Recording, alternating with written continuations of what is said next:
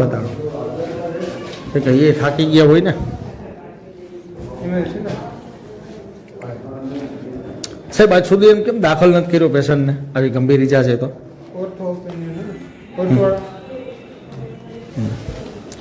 દિયો સાહેબને જ સાહેબ થાકી ગયો હોય ને 24 કલાક નોકરી કરીને હાજી સાહેબ દિયો ભાઈને સાહેબ નથી હવે આટલી નિંદર કરે આ સાહેબ તો આ પેશન્ટને કાંઈ લગવાને કંઈ